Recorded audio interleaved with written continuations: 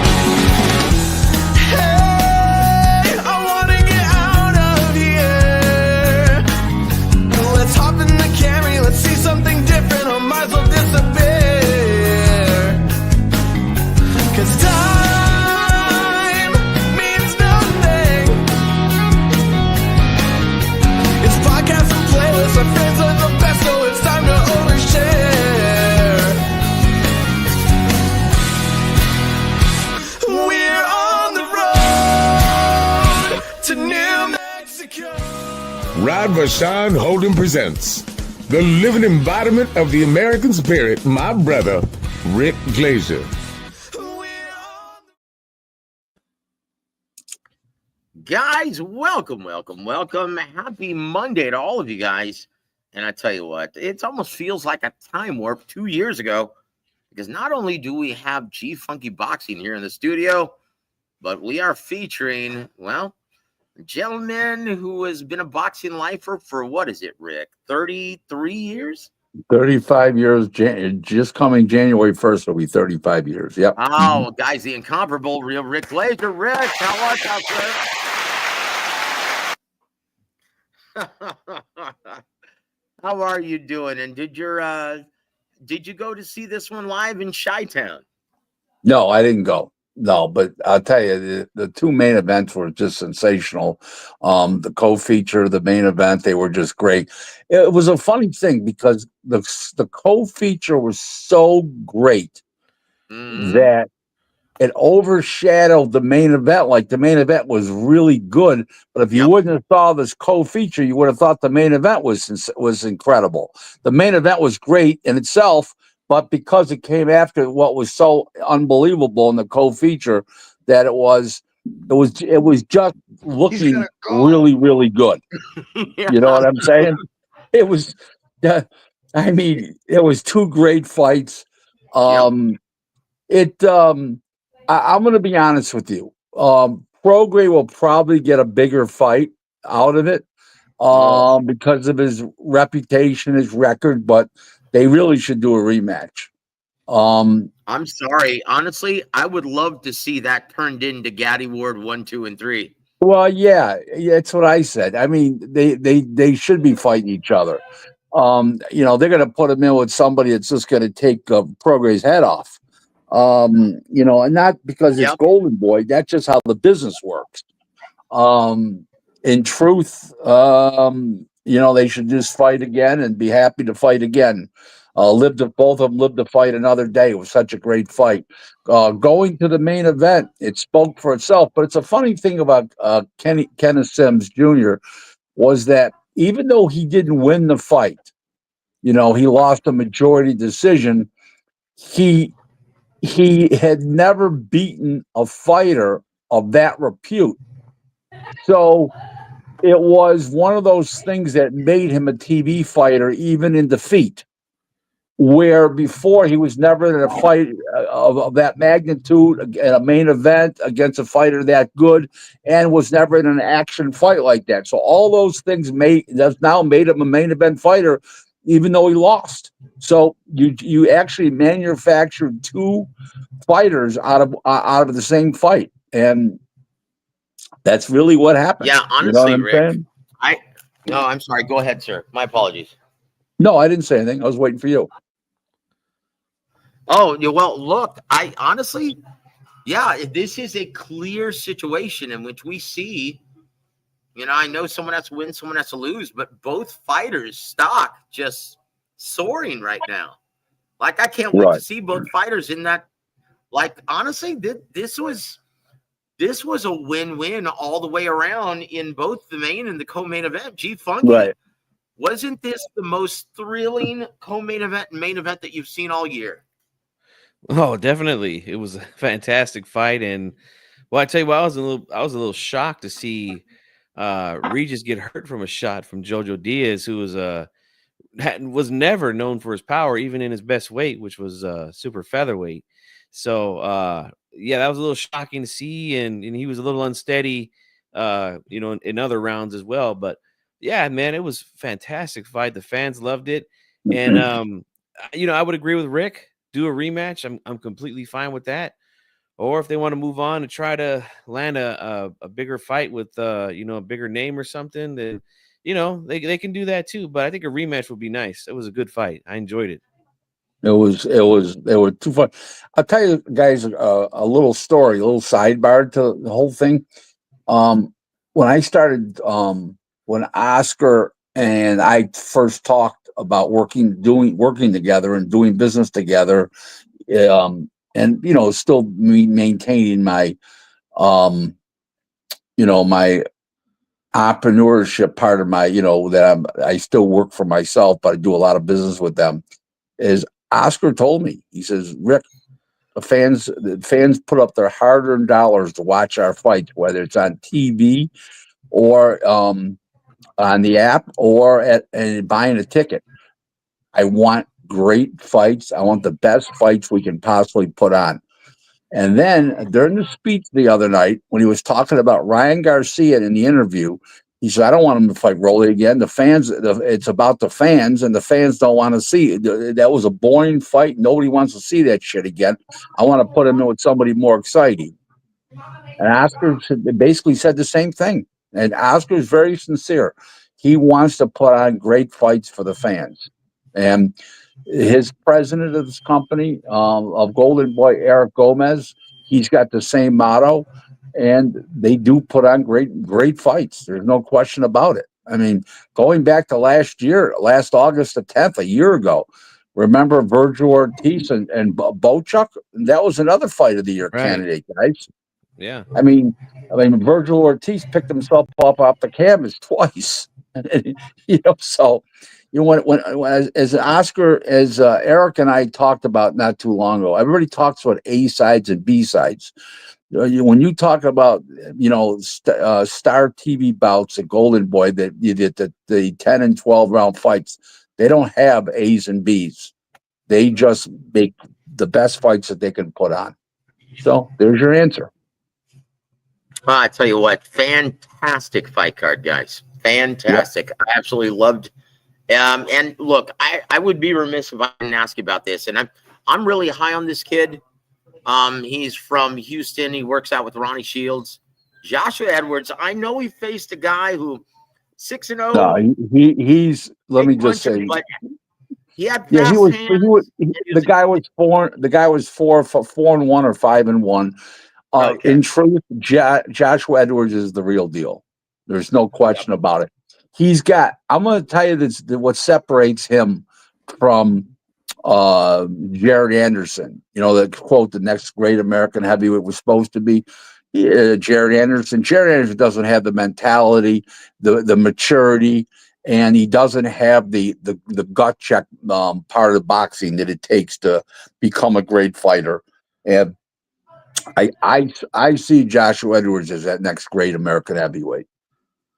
You know what? You're not the only person I've heard that from, Rick, because of his, once again, mentality.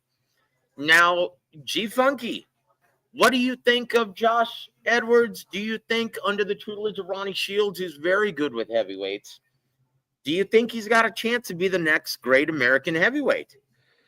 Of course, man. And like you said, training under Ronnie Shields, who's a very proven guy in boxing for many, many, many years. Yeah, he's definitely in good hands there. And we could see, like you guys said, the quick hands and he's got good power. So yeah, there's a lot to work with. He's a really good looking prospect, man. So I can see good things happening. Very fast feet for a heavyweight. I mean, very nimble on his feet. I'm very impressed with his hand and foot speed and coordination. No question about that. You know, I am impressed. You know, count me as a believer. You know, he just looks like the real deal to me. There it is, guys. And look, I mean, honestly, Let's not wait. We didn't mention a real boxing guy who's his manager is Lester Bedford. That's Texas, right, Lester Texas Bedford is fine. Yep. Yep. He's one of the nicest guys that you will ever meet in this business. I've known him for over 20 years, ever since I've been in this business, and yeah, he's a straight shooter and a great guy. Love Lester. Yes, he is. Yes, he is. No question about that. I'll say this, guys. Look, we've got some questions to answer right for you in the chat, but I do have to get this out of the way, Rick. And so, honors, please, Teddy. Maybe, just maybe, it's time for Rick Glaser's Twitter watch. Bing! Oh boy! And you posted this on X, 6:30 a.m., brother, and you said this: Ryan Garcia will never be anything more than he's been. He's too out of control, isn't boxing disciplined, and has the wrong people around him. And part of the reason is they are nothing but yes men. And the one right person he does have, his promoter, Oscar De La Hoya, not only doesn't Ryan listen to Oscar, but rants on social media about him. Ryan Garcia is clearly his own worst enemy, end quote.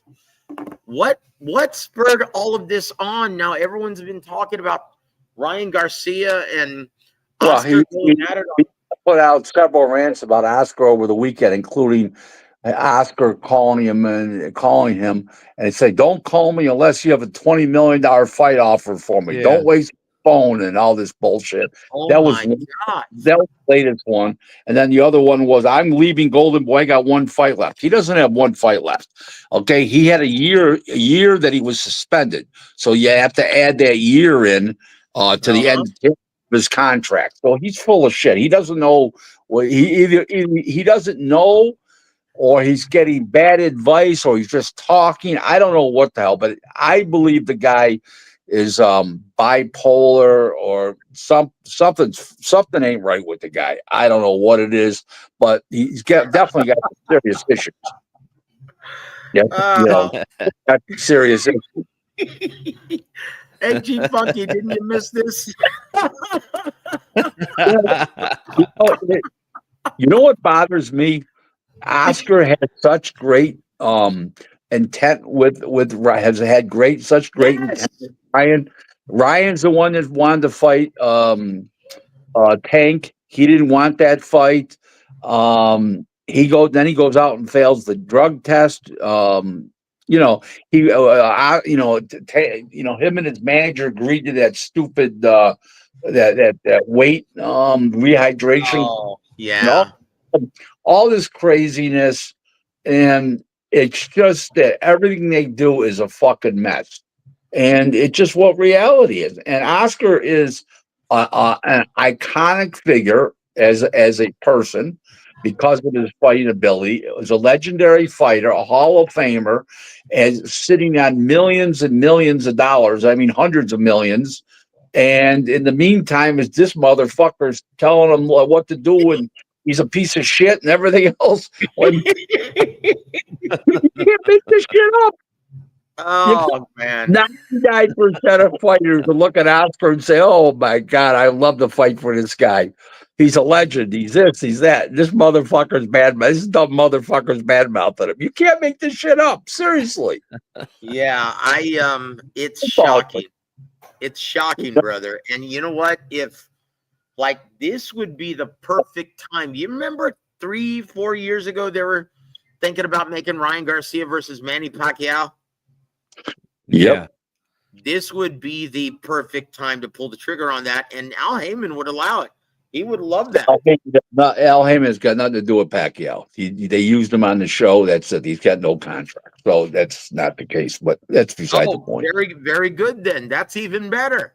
That's I even don't, I better. don't, I don't think it's going to happen because I don't think that, I don't think that Oscar wants to put that kind of money into Ryan under the condition Ryan's, under the strained relationship. I'm not talking for Oscar. I just don't think he didn't say that to me.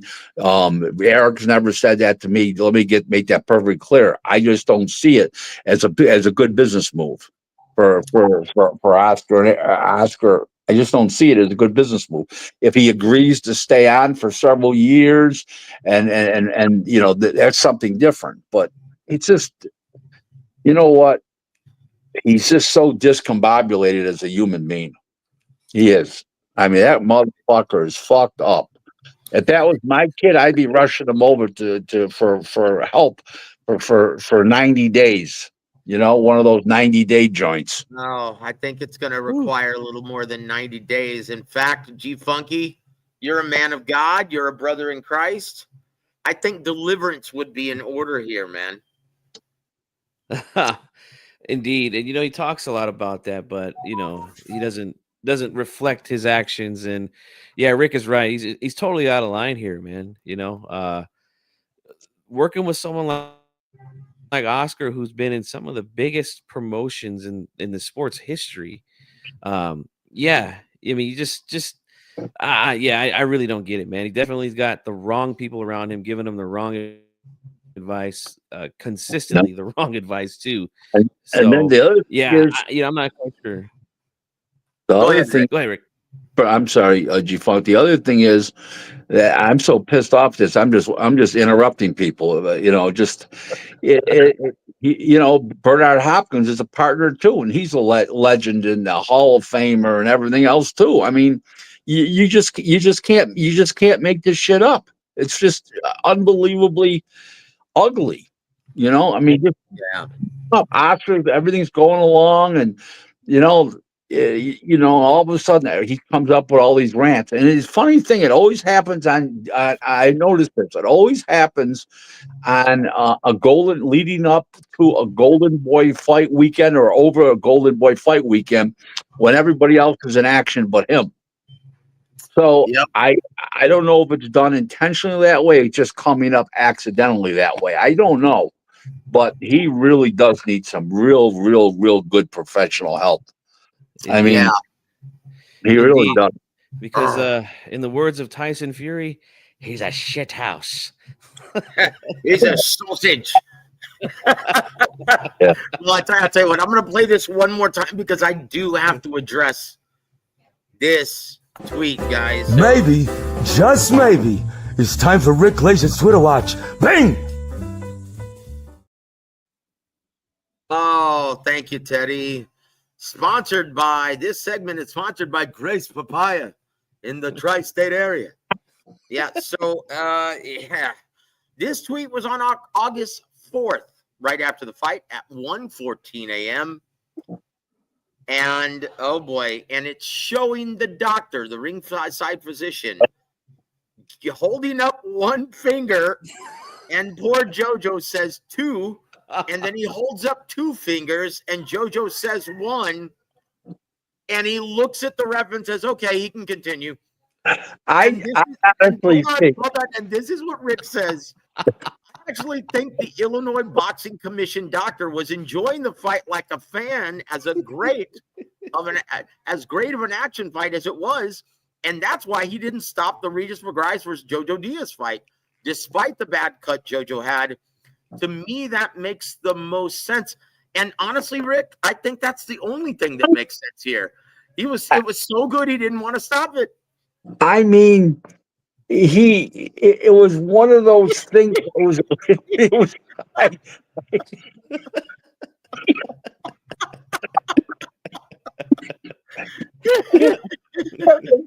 that up. I mean, I've been watching boxing every fight since Ali Frazier won March 8th of 1971. I've never seen that.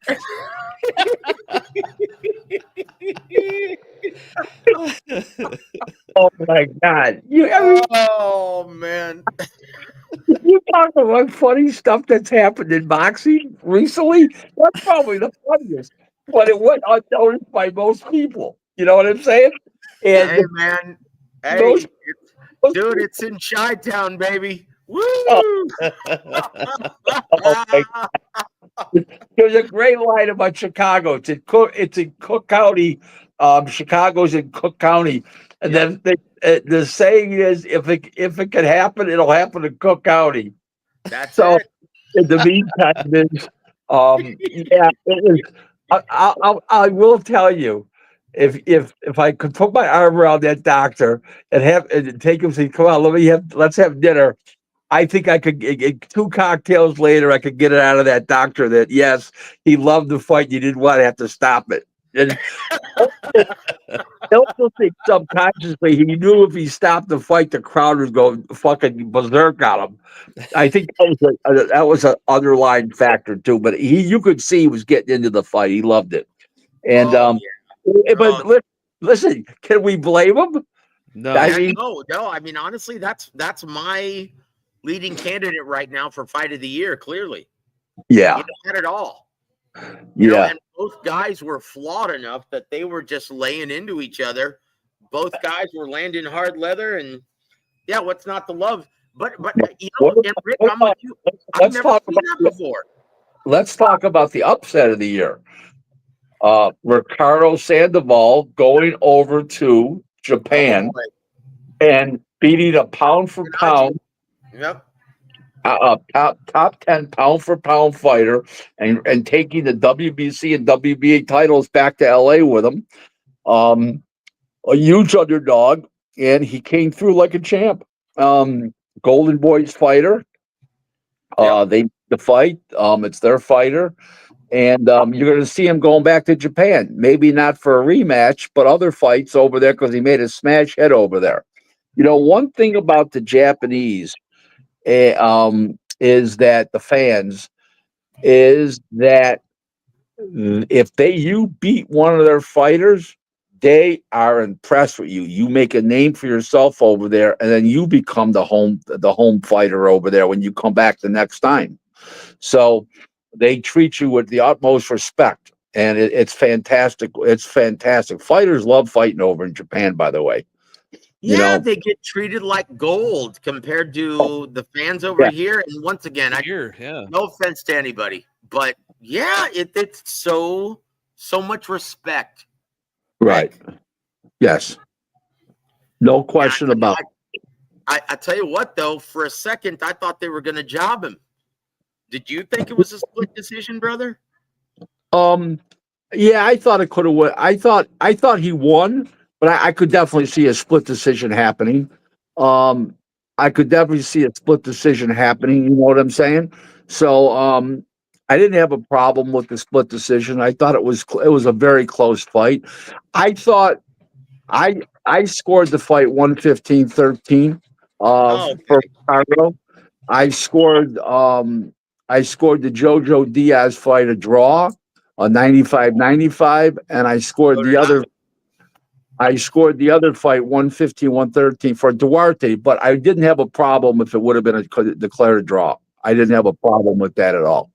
Let me ask you something, and I know G Funky and I were talking about this.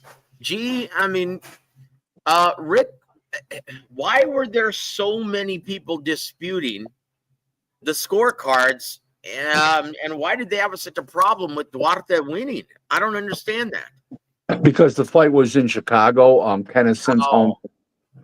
That's all. It was a legitimate win. Let me tell you something, okay? If you win a fight on a Golden Boy show, you will get the decision. That's all there is to it. Their fighters, somebody else's fighter. That they play the game straight and fair and straight and fair, I guess is the right way to put it. So there you go. And then if you're on a Matchroom card, the Mexican's going to win. That's because they're not going to hunt the Brit. That's why. I tell you what, guys, we're running out of time with Big Rick, so let's. Fighters. It's almost like Eddie Hearn gets mad at his fighters and wants to see his own guys get destroyed. You know, It's ridiculous. It's like, wait a minute, doesn't he know better than this? It's yeah. absurd. Eddie, of all the boxing promoters, of all the big boxing promoters, he's probably the least boxing guy. The best is Frank Warren. The second is probably Mr. Honda, who owns Pekin Promotions in Japan. Oscar is a great boxing guy, and Bob Arum is a very good boxing guy. Don King, very underrated boxing guy. But Eddie, when they had when he had that 5-on-5 with Eddie Hearn, Frank Warren's fighters won all 5 fights. And in 14 fights, Eddie's fighter won 1 fight. I think it was a female, for Christ's sake. Yep. It wasn't even a man. I mean, he's not going to beat Frank Warren's fight because Frank Warren's not going to make the think the fighter's going to lose. He's got a much better feel for the boxing part than Eddie does. You know, Eddie doesn't have boxing guys around him. He's got yes men around him because his ego doesn't allow that. Where Frank has a real boxing guy around him, and Lee and Steve Furness.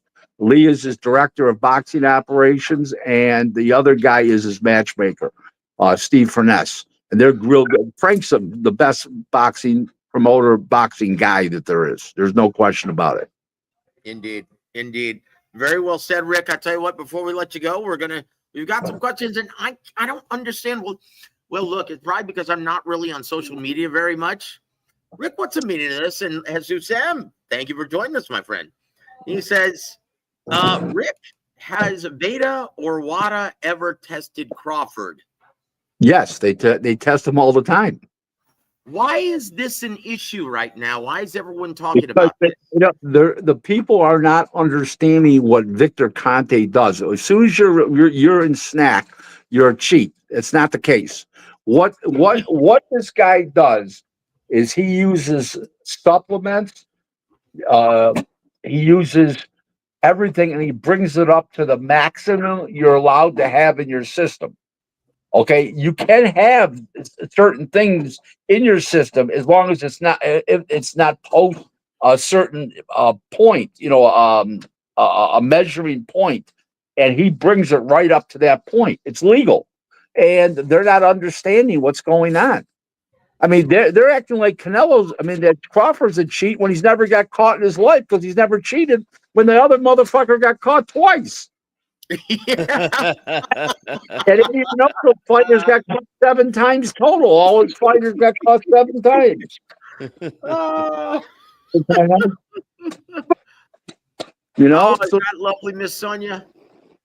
Oh, she's lovely. There's no question about it. My wife is lovely. Oh, you're a very lucky man, my friend. And Outlaw agrees with you. It says, Jojo, Slick Rick, good to see you, my friend.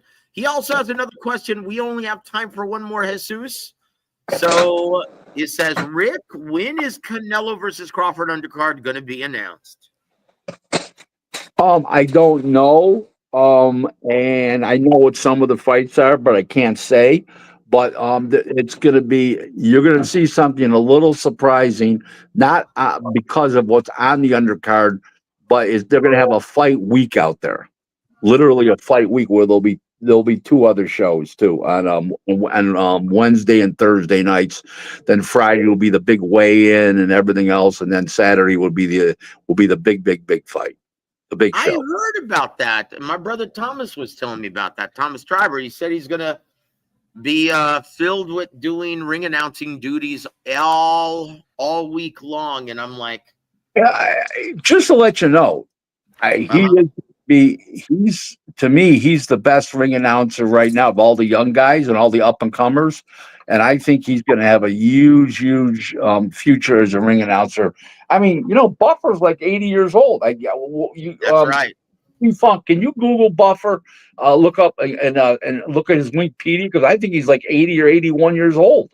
Yeah, he is. He's at least that old. He might be actually older, Rick.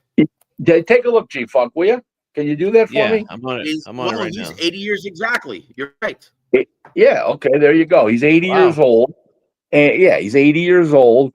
And how much more traveling can he do and stuff? And I think Thomas Schreiber's the next is going to be the next great announcer. I think Jimmy Lennon has always been very good and very consistent, excellent of pronouncing names that aren't English, Yep. like Asian names and Mexican names, Spanish names, I should say. Excuse me. But to be in truth, I think as far as flair, I think Thomas Schreiber's going to be the next big great announcer, in my opinion. And he's very classy, and I find absolutely nothing negative about Thomas Schreiber. I like that he interacts with fans on the internet. I like that everything about the guy. He's a great guy, and I find nothing negative to talk about him at all. To say about him. Indeed. And I'll tell him, brother. I'll tell him you said that. And I tell you what, Thomas, yeah, he's one of the best guys you'll ever meet. And he's such a considerate, he always makes time for everyone who recognizes him and calls out his name when he. Yeah. So, guys, I got to tell you one comment that I put up on Twitter to in reply to what a fan said to me. Oh. So I made a statement, and the something I can't remember what it was, and the fan said, "I finally agree with you on something." I says, "Well," I says, that means you're wrong an awful lot." Hey, G Funky, before Rick leaves, do you have anything for him? No, not much. Just, like he said, there's fights that are being built on that big undercard for Canelo Crawford.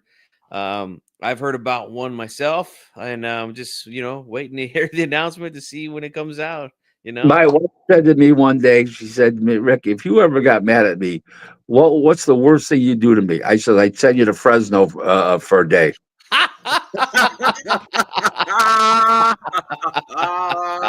Rick's favorite place in the world. I'll tell you what, Rick, always a pleasure. What about the picture of the tractor, the John Deere inside the airport? You can't make that shit. You can't make that up. Buddy McGirt was looking at the thing. He was with me, and Buddy McGirt's looking at the thing like, "What the fuck is that?" I mean, you can't make that up. A John Deere tractor for sale inside the airport in the terminal. I mean, you can't make that shit up. Seriously, I'm surprised they didn't have used cars in there. Yeah. Used cars. Very, very quickly, Rick, one last question. Who had the better left hook? Frazier, Quarry, or Cooney? Ooh. Frazier. Frazier had the shortest, most compact left hook of the three of them. And he could throw it in a perfect position where the other guys needed to wind up a little bit. So he could catch guys that the other two couldn't catch. Wow. Yeah. Wow. I tell you what, that's amazing. But Rick, it's always a pleasure. And 33 minutes just flew by. Yeah. Joe, you have a way of doing that to me. Oh, God bless you, my friend. And I tell you what, it's always one of the best parts. That flew right over your head. G-Funk got it, but you didn't. I'll see you guys next week, okay? G-Funk, come back next week, will you? Goodbye. God bless you, Big no Rick. Sweat, man. Have a good night, Rick. I tell you what, Rick, what a guy, man. What a guy. The genuine article, right? Yeah, well, dude, I'm serious, man. Rick is hilarious, man, and he doesn't sugarcoat a damn thing. No. That might be the most I've ever heard him laugh on one of our shows, man. He really got a kick out of that doctor and JoJo Diaz. How could you not? That was that's one of the craziest things I've ever seen in boxing. Yeah. And dude, I've been through so much crap, and so is Rick. And it's seen guys, we've seen doctors pull the plug on fighters and they actually get it right. They ask them, "Hey, how many fingers you see?" They get it right. And they're like, "Oh, that's it. It's over." Yeah. I'll tell you what, man. But that was Honestly, I think that's one of the damnedest things I've ever seen. Like, seriously, you can't, dude. But anyway, guys. Oh man, Daisy, good to see you, sister. She says we'll ask G Funky instead. How's that? And thank you for joining us, sister. Says ask Rick what does he think about Canelo ticket prices? To be honest, I haven't seen any prices on it. Oh my gosh, they want as high as 500 for the upper deck. Oh, yeah, good luck with that then. Jeez. That's a Yeah, lot of money to sit way yeah, up there where you can't even see the ring. I mean, the fighters look like ants down there. yep, Yeah. That's a tough sell there for any fight, not just these two. yeah. It's crazy. 500 for the upper deck. Wow, I was thinking at That's least 100 at the 120 something maybe for no. You way up want to there. fill that sucker. And once again, Canelo and Crawford, they're going to get a percentage of the concessions. Right. It's Right. like what you know what? It's like make them affordable. Make them Yep. so you're going to pack that place. Make it to where you've got to put some big screens, and I know they've got big screens on the outside of Allegiant Stadium. Make it to where you're going to set up some additional seating outside of the arena. Yeah, and in this day and age, Joe, with fans wanting stacked cards, and they haven't even announced the undercard yet. Like, and then you're already having tickets on sale for 500 a pop in the nosebleed. Like, man, It I, just I, I expect look. those prices to drop for sure, man. See, look, just going to. I mean, now we're going into the business part of it because just how everything's distributed, and they have no idea who's going to be on the card. Really, they don't know what's going to be in the co-main event. So why would they be charging this much in tickets? Well, it's got to be because Canelo and Crawford are demanding a huge percentage of the gate as well. Because Probably, and you know that usually the fighter is getting the licensing fee. That's it usually, and the live gate pays for all of the prelim. yeah, But apparently not in this case. Because they're demanding an arm and a leg for these tickets, and they don't even know who's going to be in the prelim. So you heard about one matchup happening yep. in the undercard? What is that, G Funky? Well, I can't say either, like Rick, but the fighter You're among himself. friends. Go ahead. Well, the fighter who I heard was supposed to be on that undercard confirmed that he would be on the undercard and be fighting for what he called a strap, but it's not one of the real belts. Oh, I know who you're talking about. Yeah, it's one of the Vargas sons. Yeah. Fernando Jr. will be fighting on the undercard of that. I don't know if it'll be the Netflix portion of the card or not. I highly doubt it, but he's on the card nonetheless. So you got to give his team some credit because look, I've met Fernando Jr. and his father last year, and look, they're really nice people, both of them. I sat down, did an interview with me, let me take some footage of them, training, hitting the bag and shadow boxing and hitting the pads and everything. But I mean, let's just be honest, man. He hasn't really shown, they haven't put him in with anyone to really test him at this point. Even though he has had a couple of tough fights on Marv Nation, but credit to his team, man. It looks like they're going to get him a big payday. So, hey, congratulations to them. Now, I want to ask you about something. Are you familiar with and thank you for the question, Daisy. We appreciate you being with us, sister. Do you know Coach Ronnie's junior middleweight contender, Andreas Katsarakis from Greece? You familiar with him? Yeah. I just found out today from Coach Ronnie, and we're going to address Coach Ronnie and David Morrell Jr. as well as all the rumors about Abel Sanchez training him. We're going to address that as well in just a bit. But I found out that Duran Boots Ennis sent a contract, an offer, Matchroom Sport did, to face Duran Boots Ennis at 154 pounds, Andreas Katsarakis, in my opinion. Huh. Chief Funky, that's all wrong for Jerron Boots Ennis. Jerron Boots Ennis in my best Eddie Hearn voice. I'm like, dude, are you trying to get his ass whooped his first fight in 54? That's not a guy that you pick on. Yeah. Now remember, Andreas Katz is customarily a middleweight fighter. He's a big 54 pounder. Yeah. Yep. That's a stiff test there or I should say to test the waters at super welterweight. So yeah, everyone's kind of wondering what Boots is going to do next. His name has been thrown around a lot with against a lot of guys.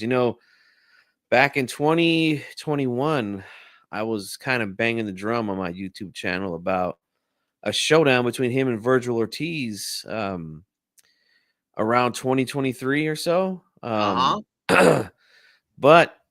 things happen. Virgil got sick with that rhabdomyolysis, I believe Yeah, is what it's called. rhabdomyolysis. Yeah. And he couldn't make the weight anymore, had to move up, and he had to work his way back in because they had to make sure that he can make weight safe and be able to perform and things like that. So now we know that he's good, coming off of he's got some good momentum. He's coming off of a good win over Madrimov, and Boots, he's moving up. He had a good win over Stanionis. So yeah, it's interesting, and we're gonna see what they do, but yeah, I agree with you. Might not be the best matchup for him to test the waters at that division. Honestly, mark my words, he's going to fight Rashidi Ellis. They're going to come to their senses, and they're going to stick him in the ring with Rashidi no-ticket selling Ellis. Yeah, and because Andreas Katz, man, I mean, I'm sorry, man, he might beat his ass.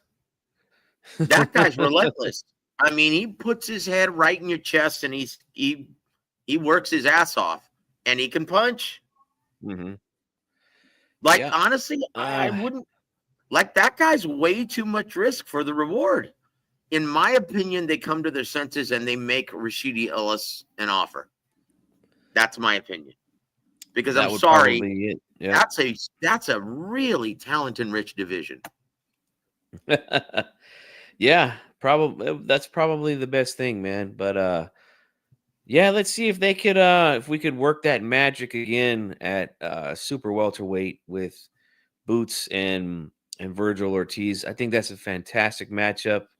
I think it's probably the best matchup to make in those divisions, whether it would have been at welterweight or here at super welterweight. It's just, Boots is moving up now, so he's got to, build a little momentum. So I anticipate him doing that as well. So let's see, maybe we could get that fight next year. Maybe summertime or something, man. I think that's a fantastic fight. Oh, absolutely. And look, guys, I'm sorry. I think, and I said this earlier when Rick was here, and yes, we're gonna go over the Ronnie Shields, David Morrell, Abel Sanchez rumor. I promise, guys. But look, I'll yeah, wait for it. But I'll be honest, guys. Going back to Saturday's card, it was fantastic. I loved it, and in my opinion, Regis Gregarious, as well as Jojo Papaya Diaz, right? Papaya the little girls Diaz, right? They really should finish each other's careers off respectively, and they need to have a trilogy. That was beautiful, man. I want to see that all day long. That's definitely in the cards, man, because yeah, we can. I mean, look, for JoJo, he's fighting well above his best weight, and he made a strong account of himself there against. Yeah, he made a strong account of himself against Prograis, and again, look, Prograis is, in my opinion, he's shot. He doesn't have a lot left in him. So yeah, you can make some good money doing it again. You could probably sell out a decent sized arena, maybe like 6,000-7,000 people in the right place for that matchup, especially after what we saw the first time. So there's some money to be made there with that, but also because these guys do have names and credibility, in boxing. Some of these younger guys that are in that 140-pound division might entice them to take a fight. I could definitely see those things happening. Now I know that Prograis was asked the other day about an Emiliano Vargas fight, and he said, I don't want to fight a guy like that. He wants big fights, wants big money. But unfortunately, Regis, you've never been the biggest ticket seller. No kidding. And at this point, what we saw from you, getting buzzed a few times in there against a puncher of Jojo Diaz's status. Yeah, I don't see any big names willing to pay you any kind of money for a fight like that. So it's either going to be like Joseph said, do a rematch, possibly a trilogy with JoJo, and ride off into the sunset, or you could take on one of these young guys at 140 with a name that's trying to build themselves up, like a Vargas, or even my good friend here from Sacramento, California, Kane Sandoval, who's a super lightweight as well. I know he would like to take on either one of those guys probably. So I think that's what's going to happen here.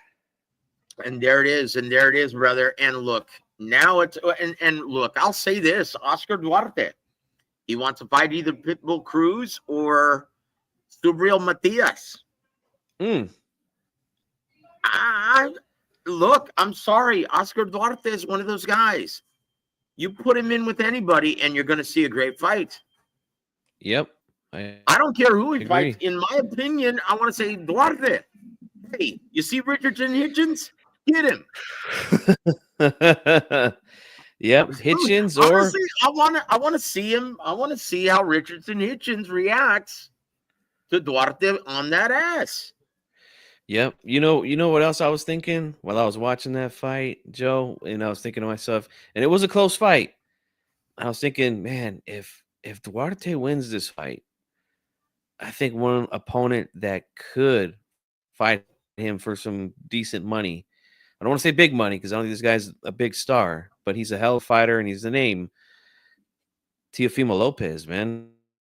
Oh, that would bring out the beast in Teofimo Lopez. Like, honestly, it's a good matchup for Teo. Like, honestly, when is the last time Teofimo Lopez has been able to fight an aggressive-minded fighter who's going to bring it? Been a long time. It's been the Josh Taylor fight, and how did he look in that one?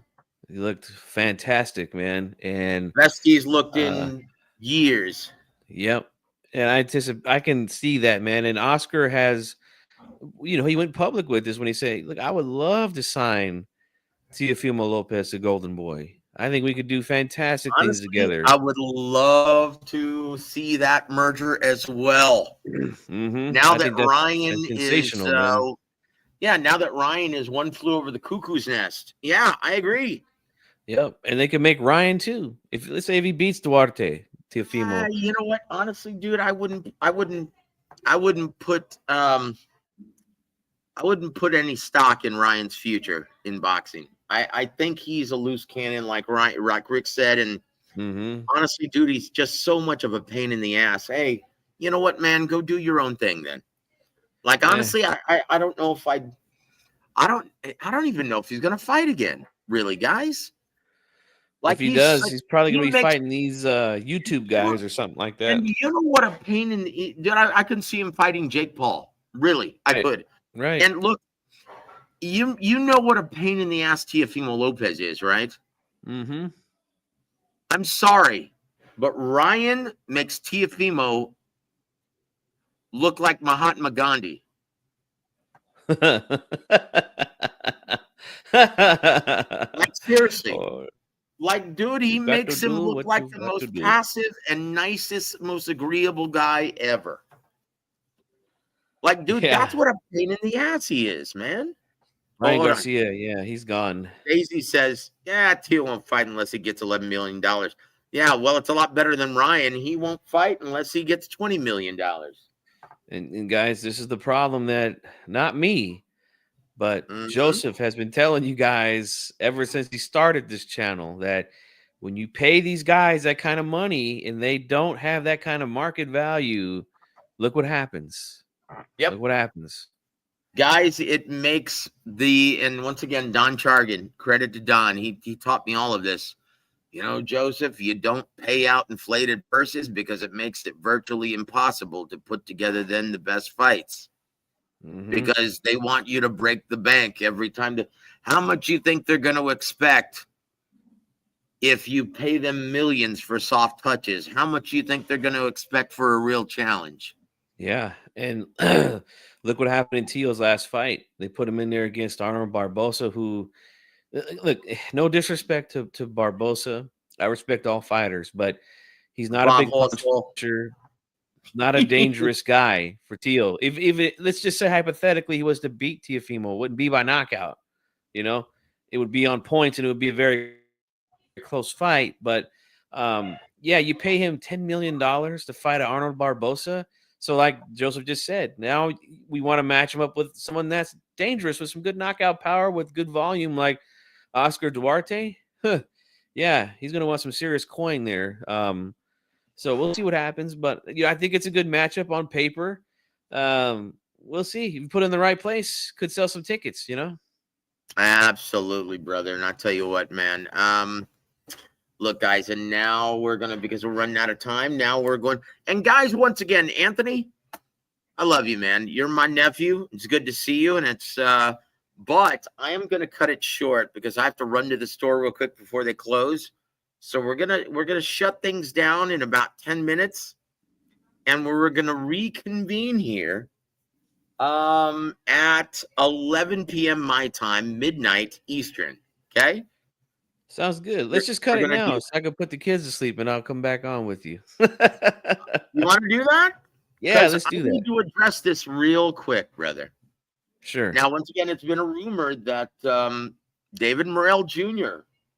is leaving Ronnie Shields to go pull Abel Sanchez out of retirement and going to go train at Big Bear Lake. Well, I just got off the phone with everyone involved. And Ronnie is still head trainer of David Morrell Jr. They're going to show up to camp as soon as the fight deal is finished. You heard it here first, guys. Yeah, let's give him a hand. Yes. Way to go, Ronnie. Way to go, Ronnie. I tell you what, man. So one of the nicest really guys I've ever met, Ronnie Shields, yep. man. Indeed. And you know, the funny thing is I've done some shows with you with Ronnie here on the internet. Of course, he's a great guy. He loves to have fun when he comes on. But the first time I met him was down in LA when my friend Joseph, I mean, not Joseph, you are my friend Joseph, but my friend Joshawn James took on Ronnie Shields fighter David Stevens down in LA on a Golden Boy card. And you know, I'm down there with my uncle. We're in the lobby there in the hotel. You know, the press conference had just ended.